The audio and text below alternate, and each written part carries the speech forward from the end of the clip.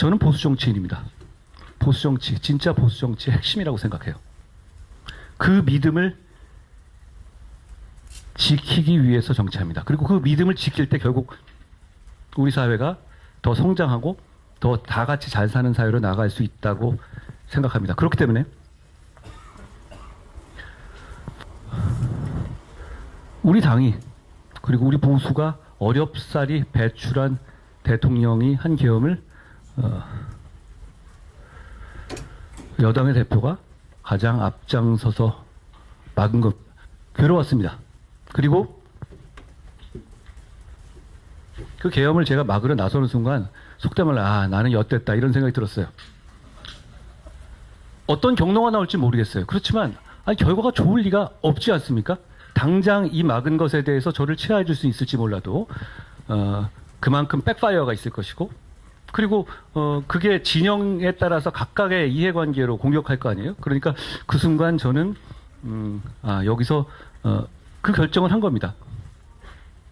좀 묻어갈 수도 있었어요. 근데 계엄을 저지하는데 제가 앞장서지 않을 수도 있었죠. 근데 제가 왜 앞장섰냐면 제가 앞장서지 않으면 그날 계엄이 해제될 것 같지가 않았어요. 그날 계엄 해제가 안 됐으면 여러분 만약 그날 계엄이 해제되지 않았으면 거리로 나오셨을 겁니까? 안 나오셨을 겁니까? 굉장히 많은 사람이 거리로 나갔을 거예요. 그러면 또 여러분과 같은 또래에 계시는 군과 여러분이 충돌하게 됐을 겁니다. 그 유혈 사태가 났을 것이죠.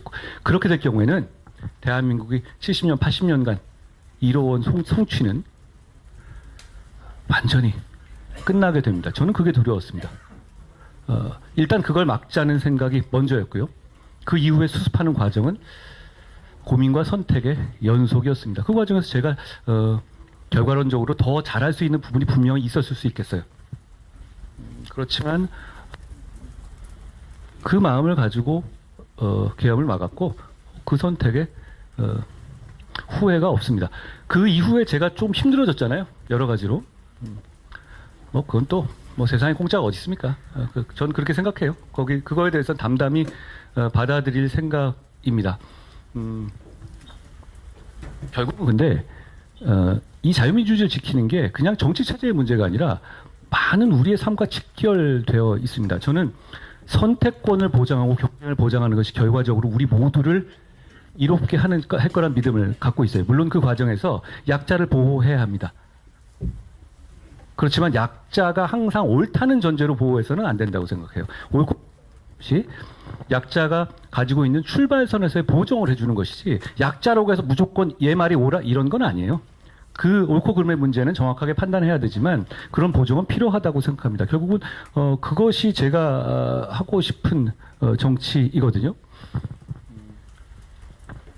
지금 우리 앞에 놓인 과제들이 많잖아요. 어제 트럼프가 여러 가지 한 말들이 있죠. 그리고 의료 사태의 문제가 있죠. 그리고 R&D 삭감의 문제가 있죠.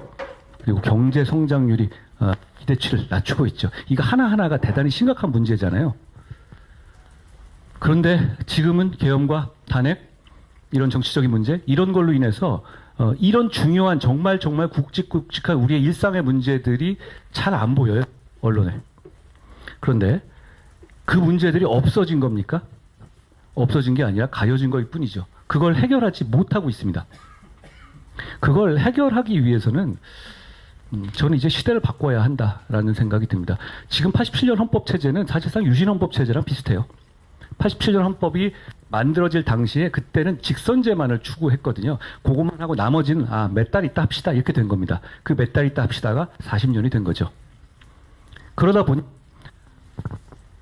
이상한 조항들이 헌법에 많이 남아 있어요. 그게 우리의 삶을 발목 잡고 있죠. 예를 들어서 군인들이 사망하면 일반 우리들이 그냥 사고를 당했을 때보다 더 보상해줘야 됩니까? 덜 보상해줘야 됩니까?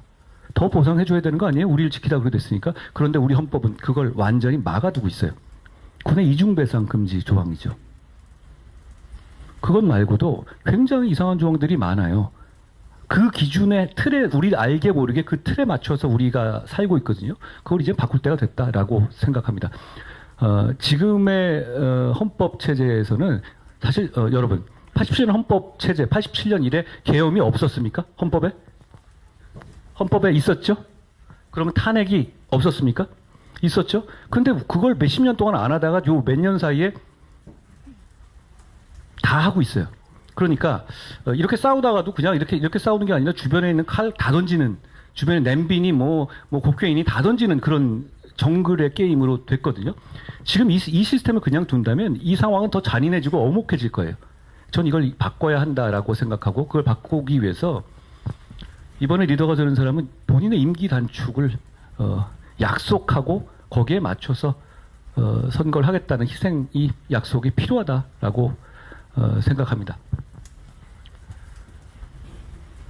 저한테 시간이 좀 지났네요. 말씀드릴 기회가 많이 있을 테니 차차 말씀드리겠습니다만, 저는 일단 이 말씀 먼저 드리고 싶었습니다. 제가 너무 미안합니다.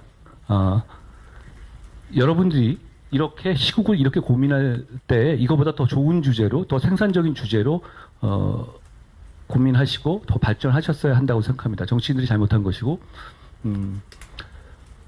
그 점에 대해서 제가 깊숙이 사과드린다는 말씀을 드립니다. 진심입니다. 고맙습니다.